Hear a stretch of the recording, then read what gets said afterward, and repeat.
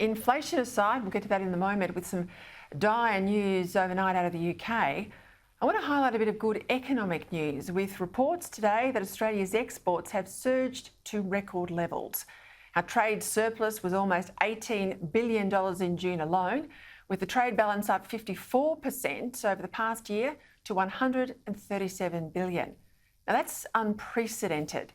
Interestingly, the star performers driving this stellar result were coal and gas, the very fossil fuels that create the emissions that Labor's legislating to almost halve in just 8 years, and that the Greens want to ban entirely. Coal exports in June alone were worth $14 billion and were $113 billion for the year, almost triple from where we were last year. Gas exports were $9 billion in June and $88 billion for the year. And thanks to this boom in fossil fuels and increased company taxes, it's now likely that the federal budget deficit could fall from the predicted $80 billion to $40 billion, meaning the Albanese government might find itself in the happy position of being able to increase spending without boosting the deficit, but only on the back of the very same exports it's ultimately determined to ban. It's ironic, isn't it? Also today, the news that Labor's new Environment Minister Tanya Plibersek has banned a new coal mine in Queensland on the grounds that it might damage the Great Barrier Reef. The same reef, of course, that yesterday we learned has never been in better health.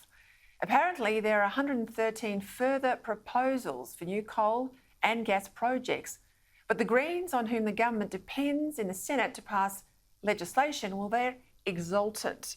One down, 113 to go, they gloated yesterday.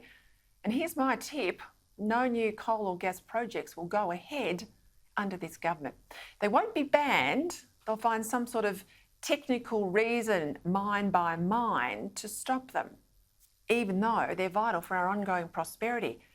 How does anyone think we're going to pay for all the better services we demand and sustain our high standard of living if we won't keep finding the coal and the gas and then mining it on which that standard of living is based? We're living in a fool's paradise. The rest of the world cannot get enough of our coal and gas, yet we're too precious to use it ourselves.